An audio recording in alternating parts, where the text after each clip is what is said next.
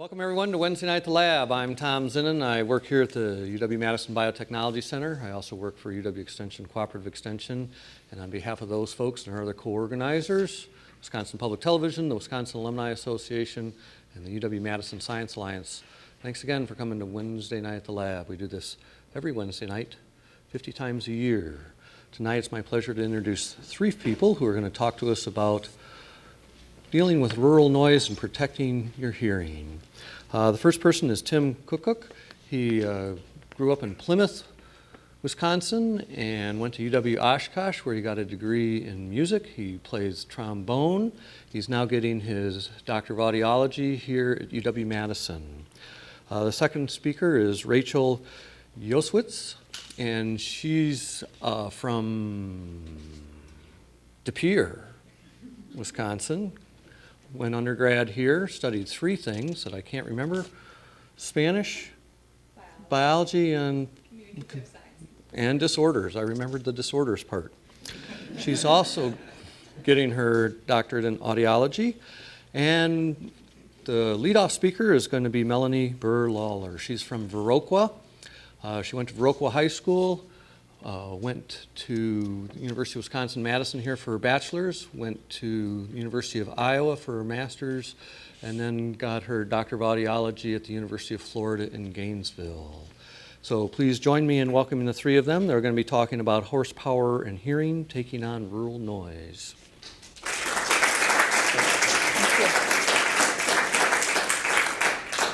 All right, I want to start tonight by saying that every one of us in this room is surrounded by a noisy, noisy world. And the word noise itself has a couple of definitions. The first definition of noise is a sound that's unpleasant, a sound that you just don't want to be around. And the second definition of noise, and it's actually the definition that I prefer, it's any sound that someone or something makes. And I would like to argue tonight that all of us are surrounded by many, many noises in our daily lives, all of the time. And some of those noises are wanted, and some of them are unpleasant or unwanted. So, in our noisy world, we drive in cars and walk down the street. There's a lot of construction this time of year. We fly on airplanes. We eat out at restaurants. We use hair dryers or common appliances around our homes. We go to sporting events. We mow our lawns. We listen to lots of music, classical music, rock music. We are surrounded by a cacophony of sound all the time. So tonight we're going to touch on some really real reasons why I feel that all of us should care about the noise in the world around us. And I'm going to talk about some projects that I and the other members of the audiology department here on campus, and we're part of the Department of Communication Sciences and Disorders, some projects that we're doing to try to spread the word about concerns about noise and noise-induced hearing loss within our community here and across the state of Wisconsin. So, other than being an annoyance to experience, why do we even care about noise levels in the world? Well, we know that there are a lot of effects of noise exposure. The primary effects of noise exposure are noise-induced hearing loss, and that type of hearing loss, it can be temporary or permanent, and it can include acoustic trauma to the ear and tinnitus, and that's another word for ringing in the ears. The focus of this talk today is going to be on the primary effects of noise exposure and how to prevent them, and so we're going to come back to those in a few minutes. But I also want to mention that noise exposure can cause some other real significant problems in our lives. So another issue is that noise exposure can cause difficulty with communication and performance either in the workplace or at play. Noise exposure can cause annoyance. It can cause difficulty concentrating. If you can imagine some of those noises that we just heard, it's hard to concentrate when you're listening to a jackhammer in the background. It can cause absenteeism from the workplace.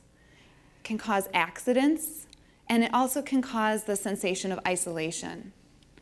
Noise exposure also has been linked to more global physiologic and mental effects.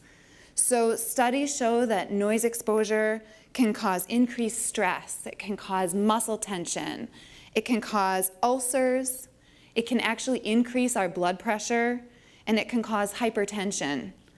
Hearing loss itself has been shown very recently to be linked to depression, and some recent studies have shown that untreated hearing loss over a period of years is actually associated with an increase in dementia.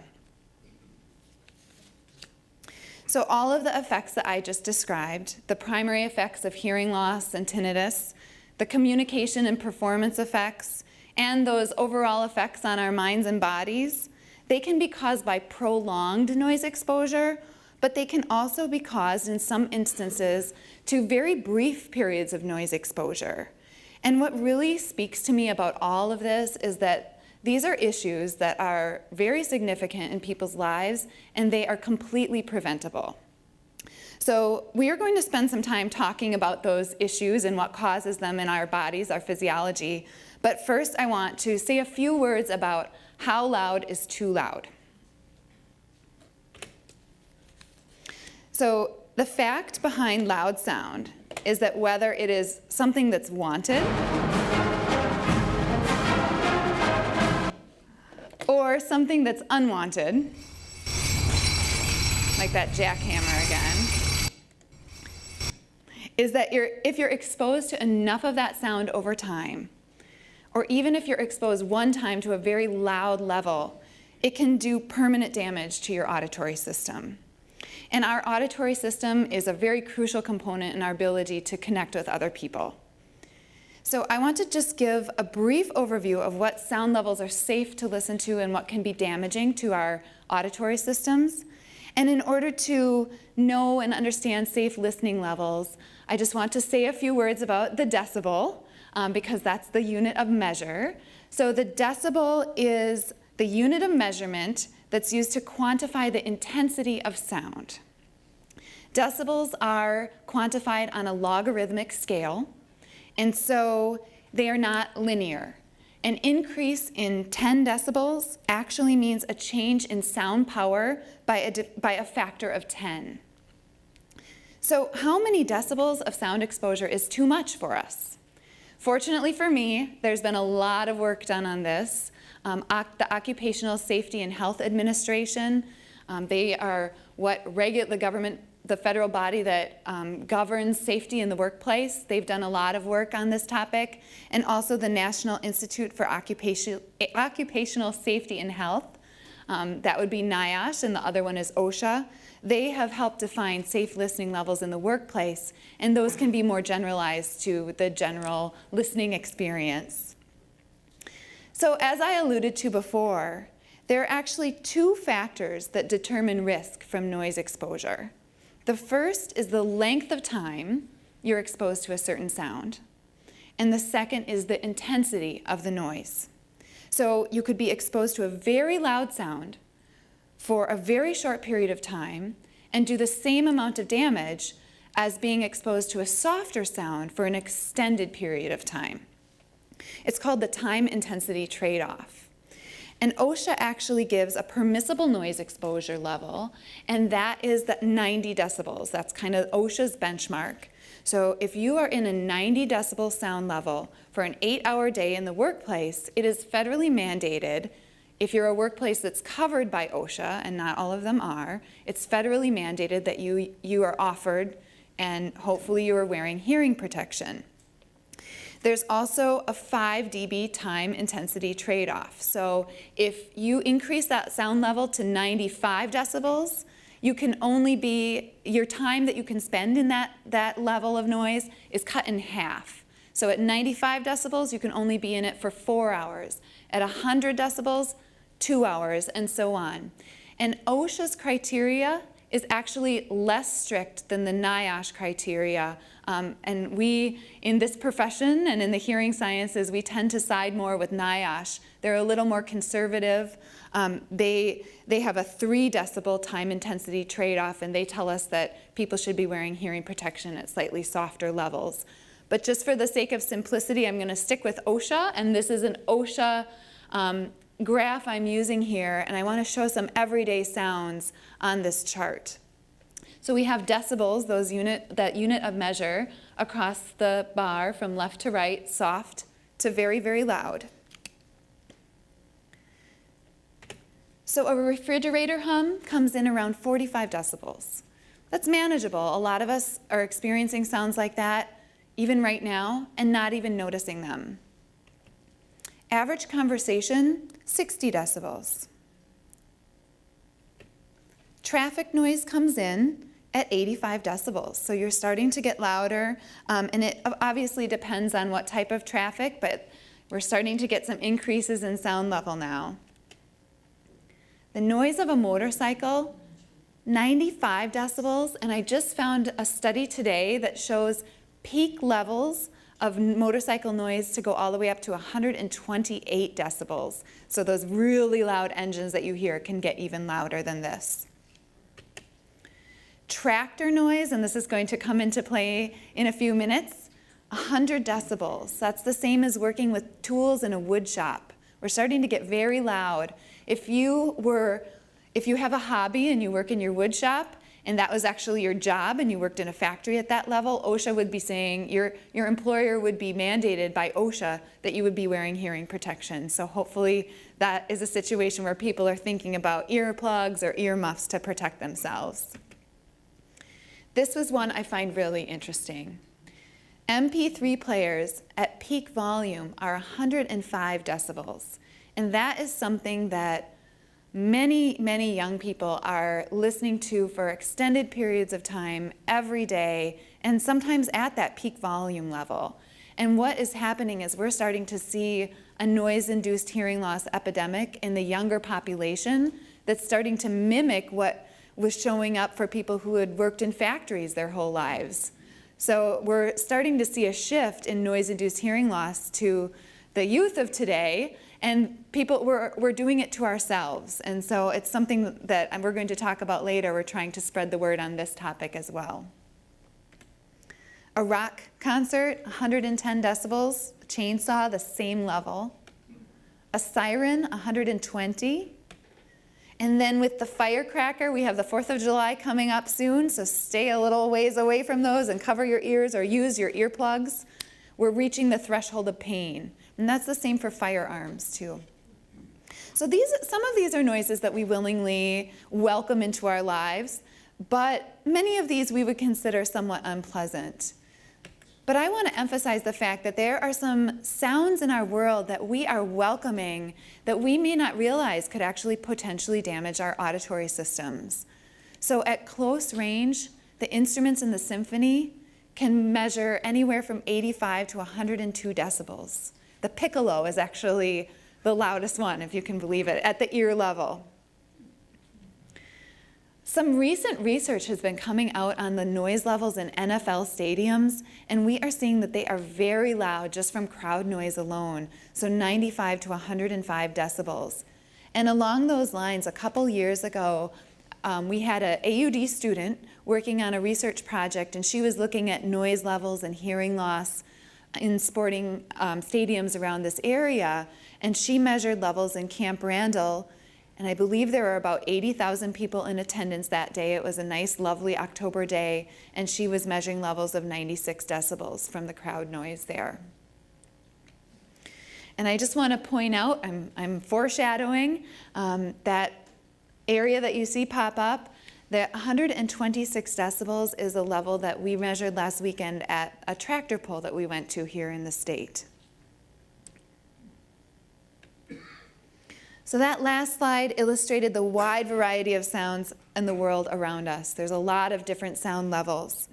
And as we saw, there's things like classical music or even rural noise like tractors that can damage our hearing. And I'm an audiologist by profession. And as an audiologist, I'm really interested in hearing and hearing loss and in hearing loss prevention. We call that hearing conservation, so if I use that term, that's what I'm talking about. I became particularly interested in hearing conservation because I've been working clinically my whole career, and I have seen many, many people with hearing loss caused by noise exposure. And this type of hearing loss can be prevented, and so that is one of the reasons I became interested in this part of our field. I've worked in both rural and urban areas professionally, and when I moved back to Wisconsin about 4.5 years ago to take the position I have now at the university, I started thinking a lot about rural noise in Wisconsin and across America. And the reason for that is because I grew up on my family's dairy farm in Viroqua, as Tom said, and my father is still a dairy farmer. And it's very beautiful and bucolic and pastoral in the country, but sometimes this very beautiful, calm area can be extremely noisy.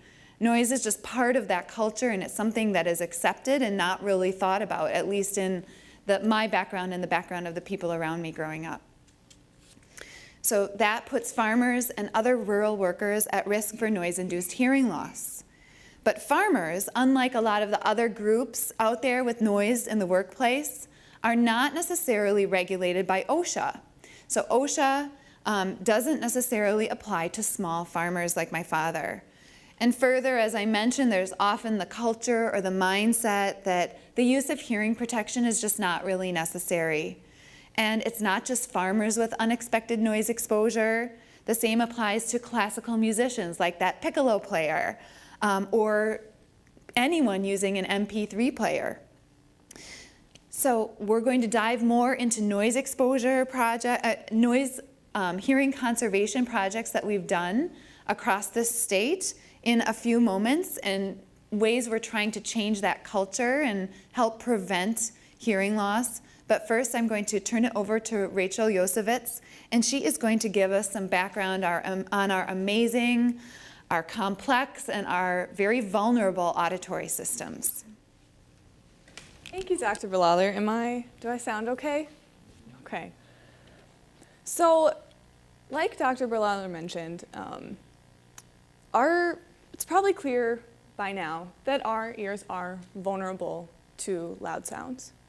But to truly understand why that is and the consequences of hearing loss, we first kind of have to understand how the normal, healthy, typical ear works. So this is a diagram of a model ear showcasing the way we like to split it up. We often talk about the outer ear, the middle ear, and the inner ear. And the only thing that's missing that's actually very important is our brain. But that doesn't fall so much into the conversation about noise exposure. And our ears, when functioning at maximal capacity, are really amazing. You know, some of us can probably tell the difference between the first violins and the second violins in that symphony. We can accurately localize a sound to the nearest single angular degree. It is truly amazing. And we're going to talk a little bit about the functions of those three different parts that we saw in this diagram. So the first is the outer ear. And you might notice, you probably noticed all your life, your outer ear has lots of folds and bumps and ridges. But if you've ever wondered why that might be, part of that reason is localization. So we use those folds to help us localize in elevation. So if we didn't have any pinnas, any outer ears, we could still tell where a sound is coming from left to right, but we wouldn't be able to tell if it was coming from up or down or from directly in front or directly behind. It also helps us amplify sounds. So as sound energy travels through the air, it spreads out. A larger funnel, a larger ear, collects more of that energy and actually amplifies the sound by about a factor of 3. Traveling down the outer ear a little bit is the ear canal, and that serves the purpose of amplification as well because of the way it acts like a resonating tube. it also serves the important function of protection of your delicate eardrum or tympanic membrane because of the way it is shaped. It's shaped like an S, as well as in conjunction with the production of earwax that we like to call cerumen, which helps to keep out foreign matter and bugs and sand and dirt to protect what's coming next, which is the middle ear.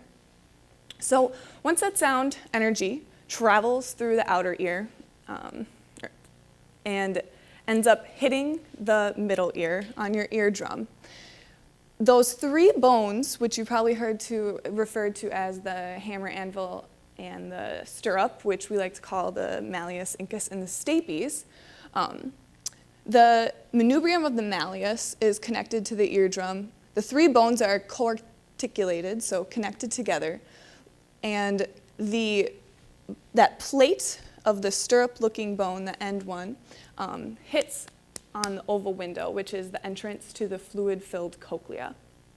And it transmits the sound energy from the outer ear to the middle ear extremely efficiently, which is very important because of this problem that's called impedance mismatch.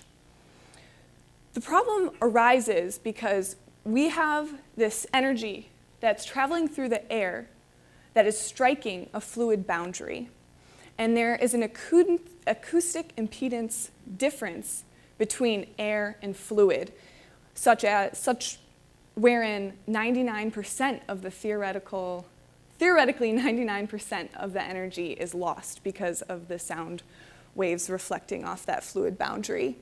And so just by the anatomy of this middle ear, we are able to overcome that impedance mismatch due to the conical shape of the eardrum vibrating those three middle ear, and the way those three middle ear bones act like a lever system.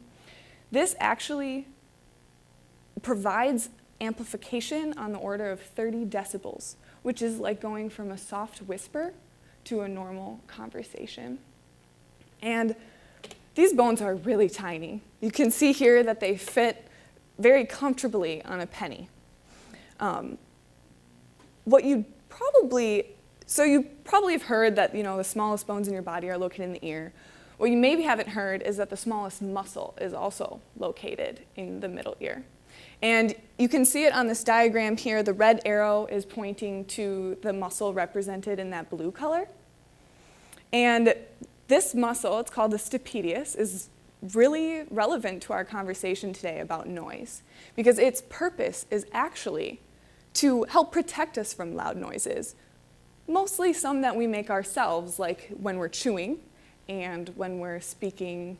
And the one thing it doesn't do, however, is protect us from loud, transient, instantaneous noises. So for example, it would not protect you against the sound of a gunshot or a firecracker.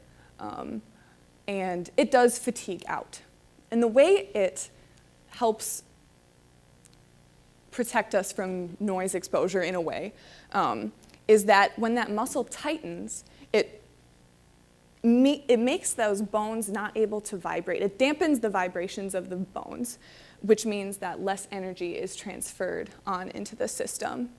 And part of the reason that as people get older, they tend to report that loud sounds, they kind of annoy them more than they maybe did in the past, is because of the stiffening of our system, and that muscle can't as effectively dampen that noise. However, please don't think that this is adequate for hearing protection. It's not.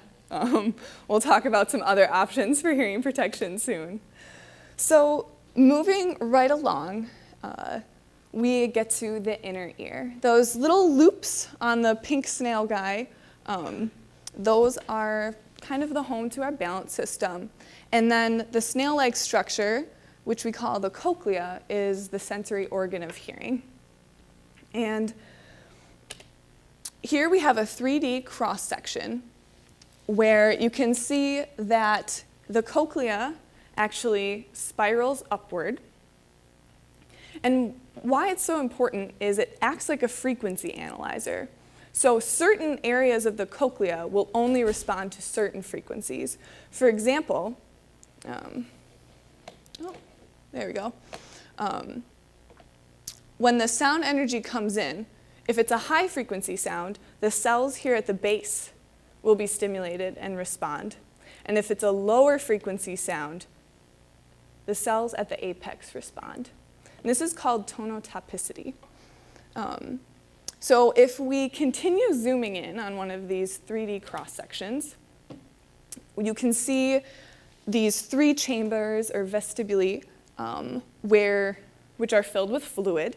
And then if we zoom in again on this organ of Corti, which people like to call the actual organ of hearing, we see these beautiful hair cells.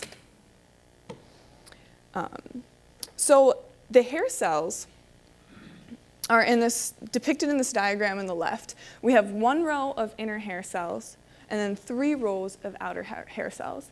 And these cells play different purposes, have different functions in our ear. What happens when we hear a sound is, like we talked about, the sound energy travels down the outer ear. It's transmitted through the middle ear bones. Those bones pow, pow, pow on the cochlea. This sets the fluids in motion in the cochlea. And this vibrates one of the membranes within the cochlea, this basilar membrane. And when that membrane starts moving, the hair cells start bumping up against this other membrane on top. And when that happens, the hair cells get bent, and that's the impetus for the nerve impulse to our brain for the perception of hearing. The inner hair cells serve the role of being the sensory cells, so they're afferently innervated. They're sending that message up to the brain. The outer hair cells have a slightly different role, which is amplification of the sound. And they do this by, and it's not entirely, the mechanics and physics of it isn't entirely understood, but what scientists theorize is that these outer hair cells actively pump and contract, which adds energy into the system of this inner ear and causes additional bending of those inner hair cells.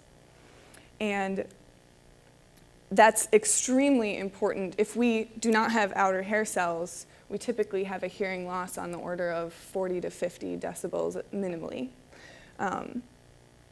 And the reason that these are also so important to our discussion today is that these hair cells are typically the place where noise causes damage, which I am going to pass over to my fellow student Tim to talk a little bit more about. Thank you. All right, good evening. As Rachel said, my name is Tim Cook, and I'm also a student at the UW in the Doctor of Audiology program. So continuing on, we've talked so far about noise and our normal hearing system. So what I'd like to do is let's combine the two and let's talk about how noise can damage our hearing. So above, I have pictured this grassy field on a beautiful day, and the grass represents our hair cells, where they're standing tall and dancing in the breeze. But that path down the middle that has been trampled over and over again cannot bounce back up and stand tall. So that represents an area in our cochlea where the hair cells have been overworked and overused over and over and over again. I do have a short anecdote to help illustrate this point. A previous employer of mine, Russ, used to work at a television studio in his high school and college years during the 1970s. And the production room of that studio was full of those big, bulky CRT or cathode ray tube television sets. And as many of us probably remember, those TVs would let off a high frequency hum at about 15,000 hertz.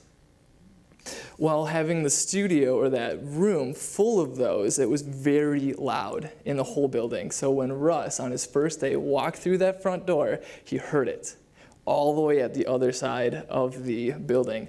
And he brought this fact up to his boss, and he's like, hey, this is really, really loud. And his boss simply said, you'll get used to it.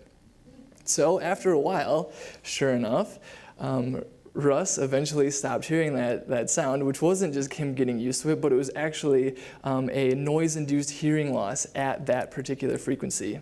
And still to this day, Russ cannot hear those TVs, or at least that frequency for those TVs.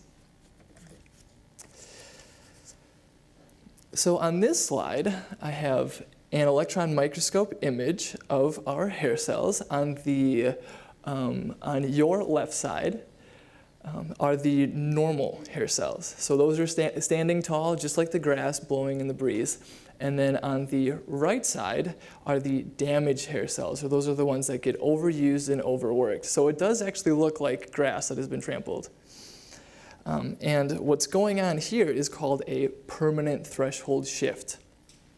So what threshold means in audiology terms is the lowest level at which you can hear a sound.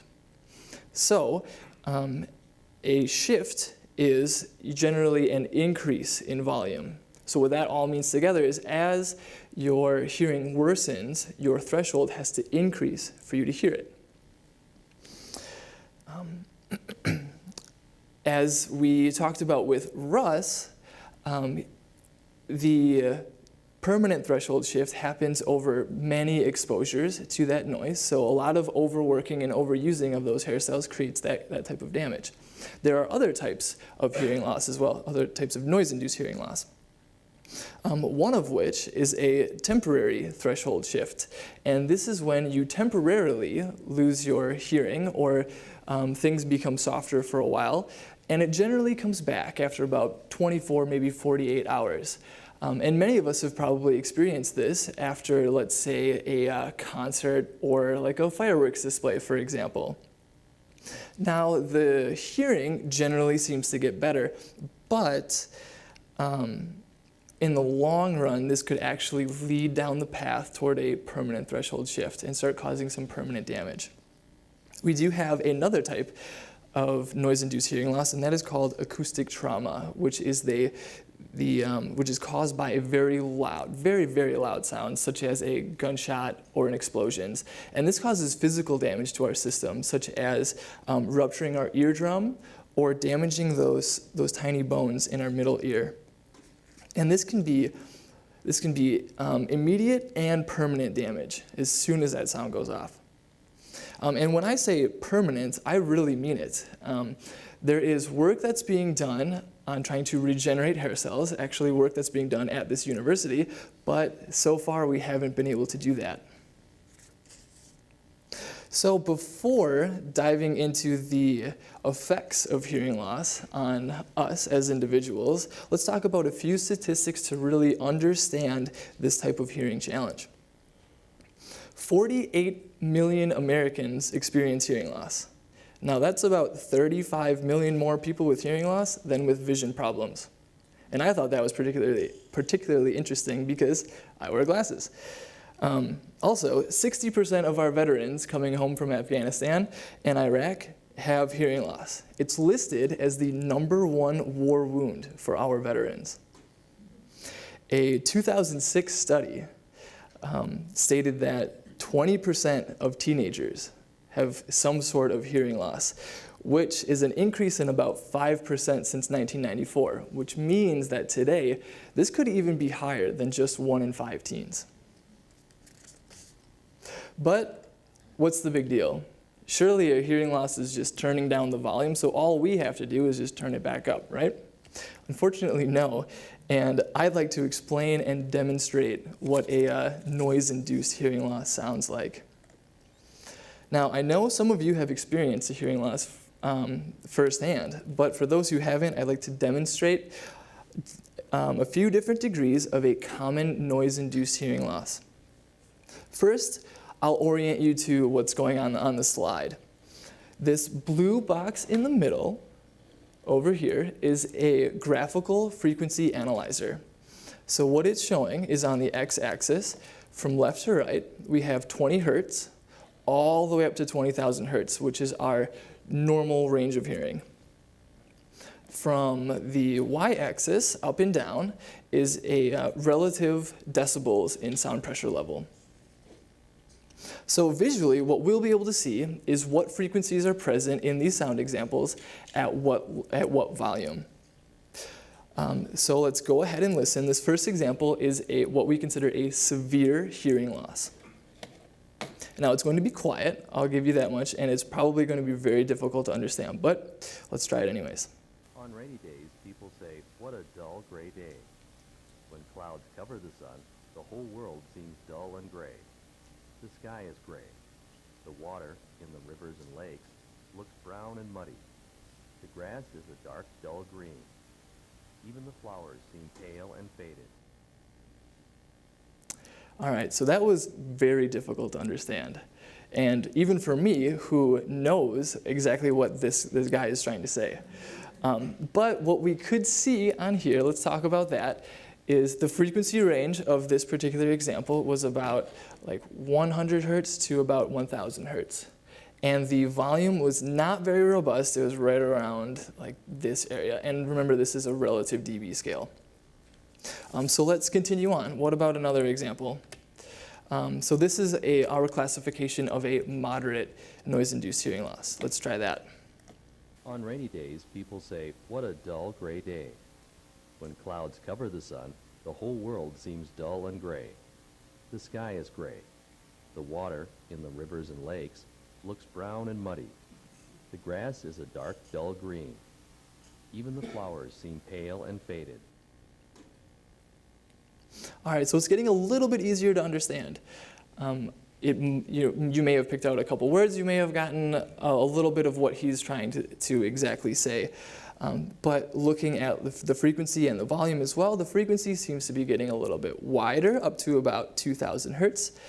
And the volume was getting a little bit higher as well. So continuing on, what about what we consider a mild hearing loss? On rainy days, people say, "What a dull gray day." When clouds cover the sun, the whole world seems dull and gray. The sky is gray. The water in the rivers and lakes looks brown and muddy. The grass is a dark, dull green. Even the flowers seem pale and faded. So that was much easier to understand.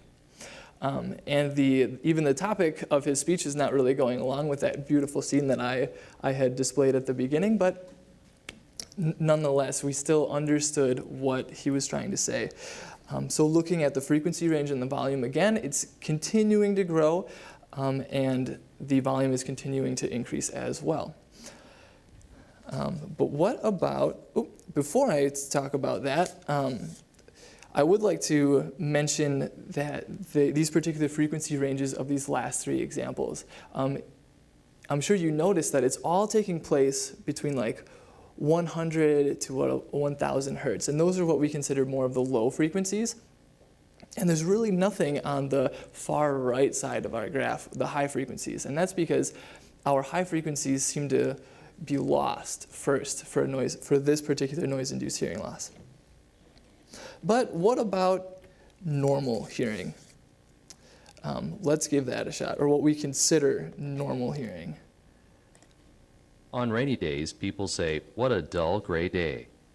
When clouds cover the sun, the whole world seems dull and gray. The sky is gray. The water in the rivers and lakes looks brown and muddy. The grass is a dark, dull green.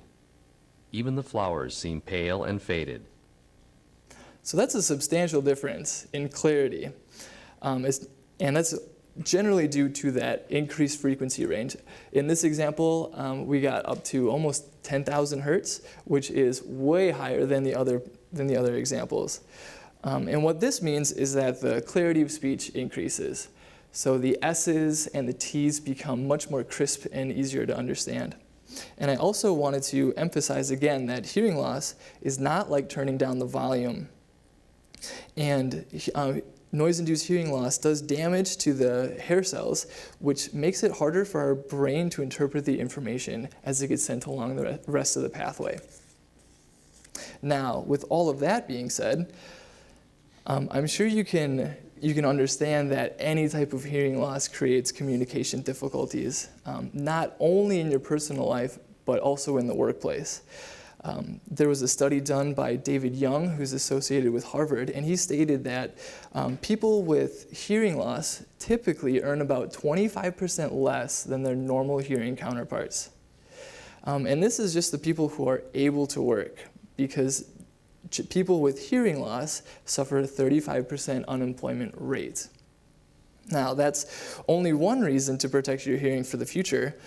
So Dr. Berlawler will continue with other ways to promote hearing protection and conservation.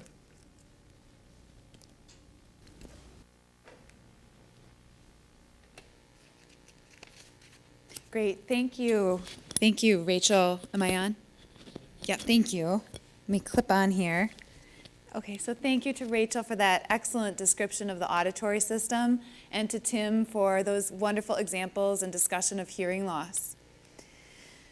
As I previously mentioned, many of us are in noisy environments, and we don't usually get this kind of warning in our daily lives, unfortunately. So a goal that has been very near and dear to my heart is to raise awareness in the public, especially in this state, of ways to prevent hearing loss through noise exposure, and to give people simple, concrete ways to do so. So I've been fortunate to be able to do so through clinical outreach projects, and I'm going to say a few words about them now. Protecting our hearing from noise-induced hearing loss can actually be quite simple, and that is the message that we are trying to spread. So when I was formulating my ideas for clinical outreach, and this is something that we do a lot of in our program, I started thinking about where we can make the most impact.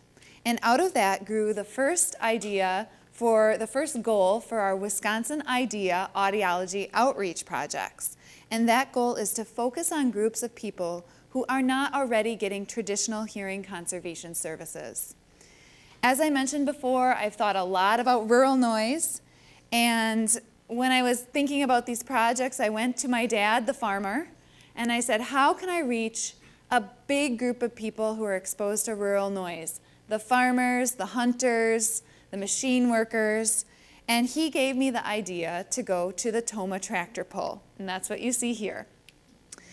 I took a group of students last year, and we did some hearing conservation that I'm going to talk about, and I also did some brief measures of noise levels, and we measured levels of 109 decibels just really preliminarily at the very lightest tractor pull division. And when I say lightest, they get like 5 engines on the tractors, and that was just with 1 engine. So that was enough. So this is the group I took the first year, and I just want to acknowledge that's me with the longer hair and the no glasses, and to my left is my wonderful colleague Amy Kroll and her children, and I want to acknowledge everyone that came that first year. That was enough reason, that 109 decibels, to make us want to go back to the tractor pull. So we actually just went back to the Toma tractor pull. It was this past weekend, and once again we returned, this time with a really nice sound level meter to measure sound levels, and measured levels at the lightest tractor division, again, of 126 decibels that I mentioned earlier on that noise scale. So if you remember that chart, that is very, very loud, and everyone there reported it just gets louder and louder from that point. Whoa. I'm gonna pause that for a second. Sorry about that. So bear with me for just a moment. So people participating in the tractor pull are generally the people who may have noise exposure in other aspects of their lives. As I mentioned, you are seeing hunters, machine workers, people who go to a lot of concerts and so on. That's not the only type of group we like to focus on. I like to focus on musicians because of those reasons that we mentioned before. We also reach out to people who have already experienced hearing loss, be it due to noise exposure or for other reasons. So we go to senior centers and talk about hearing technology. We go to schools and talk to younger people about things they can do to protect their hearing. I just want to share with you a very brief video. It actually is very timely because it just There was just a lovely article in the Milwaukee Journal Sentinel, the front page actually on Monday, on this project. And this is the little news clip that they put online, and there's a video in addition to that article. And there's a little too much of me in the story, so I apologize in advance. But the reason I want to show you is because I think it really illustrates the high noise levels at the tractor pull. And it also gives you an example of some of the things that we did there. So we'll see if I can get it to play now. We are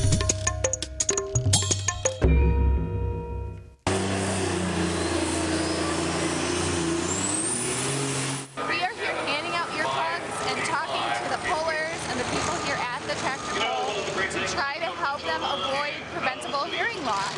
Because we know, because of the measurements that we're doing, that these noise levels are loud enough to cause permanent hearing loss. And not only that, we're trying to reach people so that they can carry what they're learning about hearing loss prevention and wearing earplugs and earmuffs into their daily lives. Because a lot of the people that come to the tractor pull are people that work in noise. They might be farmers or self-employed or work in a machine shop. And a lot of those professions are not regulated by OSHA or more likely regulated by OSHA, especially small farmers or people who are self-employed. I'm doing noise measurements, and the sound levels that I'm measuring right now from the tractors are quite loud.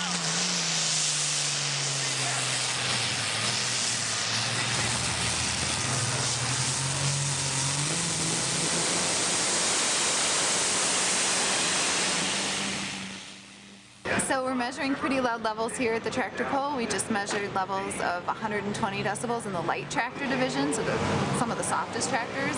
And we know from OSHA that it's only safe to listen to that level of sound for about 7 minutes in an entire day before you're at risk for permanent hearing loss. So as you can imagine, it's really important for everyone here at the tractor pull to wear their hearing protection that we're handing out. Do you guys need one?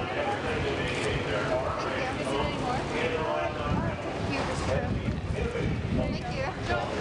Sometimes there's a little bit of a resistance to wearing earplugs. There might be part of the macho culture of not wanting to have them in their ears or wanting to really experience the sound, or just that feeling that, oh, this isn't going to happen to me.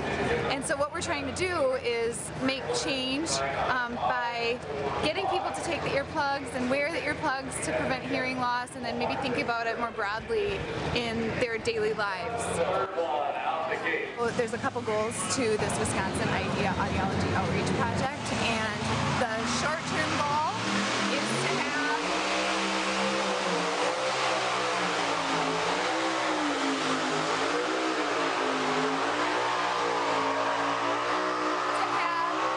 an immediate effect on the lives of the people that we're interacting with here at the tractor pull, so the pullers and the people that are coming to attend the pull and work at the pull. And the long-term goal is to create a lasting impact for at least some of those people that we're interacting with, maybe to encourage them to take the hearing protection into their daily lives and their recreation and their jobs. And hopefully also to have a positive effect on our students, or they can take what they're learning in this type of outreach into their future clinical work, and remember how important it is to reach out to the community. Okay, I just want to say for the record that I was wearing earplugs for the whole interview, which made it really interesting, but it was really impossible to be comfortable without them on. The second goal, and I mentioned it briefly in the video, the second goal of this type of outreach is to make an immediate impact in the community. And one way to do that is to simply just make personal contact with people and talk to them about protecting their hearing, hand out the earplugs, show them how to put them in. And I actually want to acknowledge our celebrity, because she's actually sitting right in the back of the room, Ariel Young. That is on the WISC homepage right now. So it's kind of a big deal for our department. We're really proud of this project.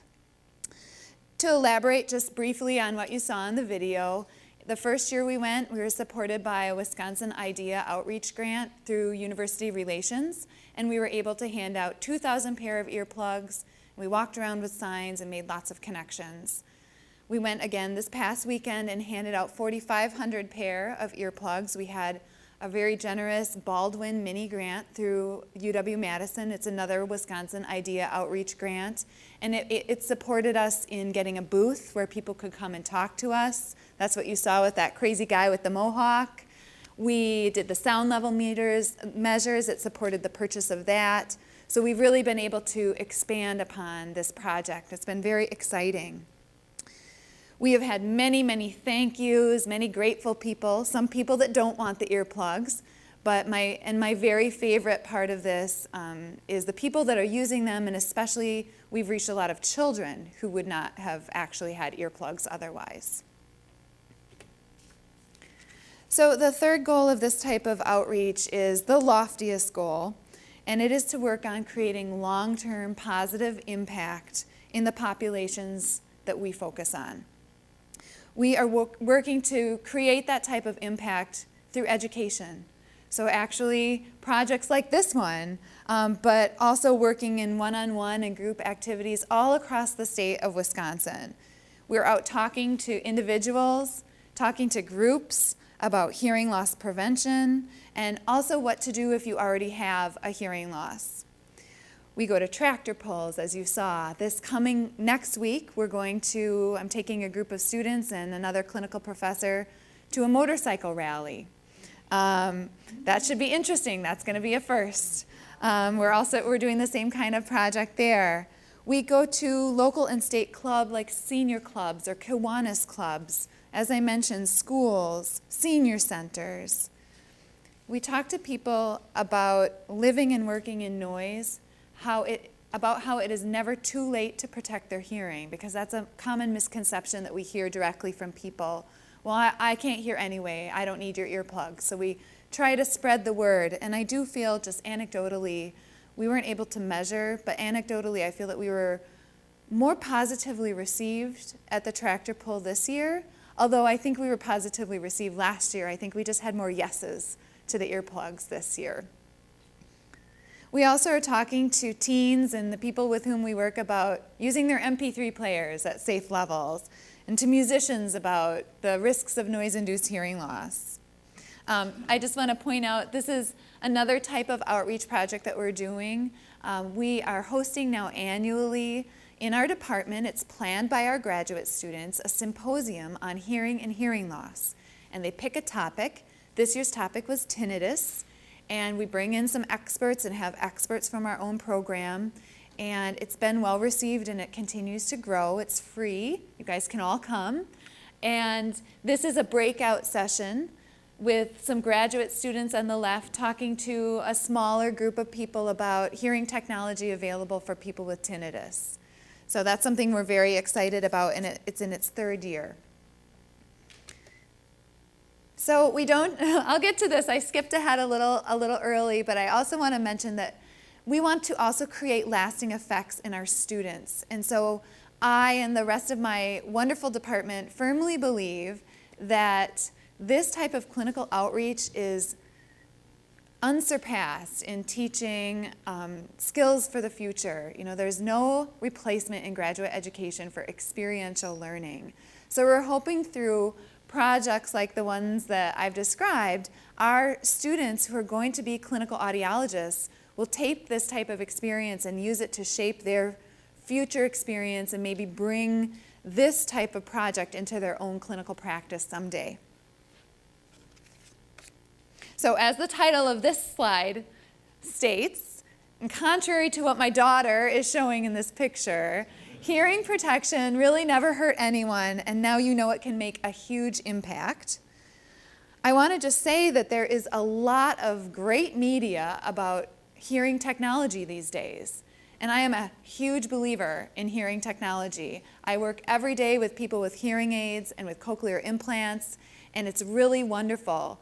I actually also get to spend time doing research in Dr. Ruth Latufsky's binaural hearing and speech lab on cochlear implant work. It's one of the premier labs for that kind of work in the world. So I love hearing technology and working with people who have hearing loss. But I want to reiterate what Tim said, in that if you can prevent hearing loss before it occurs, there's actually no substitute for natural hearing. Even the most high technology that we have these days can't restore the auditory system to its previous function yet. So the best possible method to ensure best hearing in the future is very low cost, it's low technology, it's earplugs, earmuffs, and these come in different shapes and styles, and at the end of this, we're going to hand those out to you to take home as a little bonus. If they aren't uncomfortable, you can purchase them over the counter. You can get them custom made to be comfortable and look good for your body. I just want to briefly say there's also specialty hearing protection for people like hunters. So those are really special in that you can carry on a normal conversation. So they have a little way to allow sound in, but then they detect the sound of a gunshot and almost instantaneously provide hearing protection for that type of sound. So it's pretty neat. Another type of specialty hearing protection is designed for musicians. So our foam earplugs that we're going to hand out today just muffle the sound, and they tend to actually muffle those high pitches that are so important for speech. As you heard on the example, they muffle those a little more. And if you can imagine, when you listen to music, you really want to hear everything in its kind of full glory. And so the musicians' earplugs have special filters in them that turn the volume down but maintain the fidelity of the sound. So that's something that we work with in our clinic. You can also protect your hearing, one last plug, by reducing noise at the source. So if you have kids or grandkids, or you yourself listens to music with earbuds or earphones, you can actually use commercially available software like iTunes to set the limit of your device so that it is a safe listening level and you cannot exceed that level.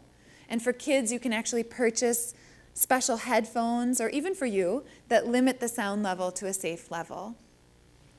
You know, for those farmers out there, it helps to be in the cab, tractor, or if you're working in your machine shop and there's a really noisy motor, you know, to put some sort of isolation around it. All of those things help at the source of the sound. And if you know someone that has a hearing loss, or who has tinnitus, or just has concerns about their auditory system or their ears, please feel free to send them our way. So I teach at the university, but I also work clinically. And we actually have a teaching clinic for our students, and now you know how wonderful they are. It's for our AUD program, but we see people all throughout the public, and it's located at Goodnight Hall right across campus on the Lakeshore Path. It's called the UW Speech and Hearing Clinic. So please feel free to come and see us, or send people our way if you like. We work with hearing technology and also with lots of great rehab and communication strategies to help people at all points of this journey. And now that you are armed with all of this awesome information, please spread the word to your friends and family and people you meet on the street about how to protect their hearing and on hearing loss prevention. So that's all I've got. Thank you.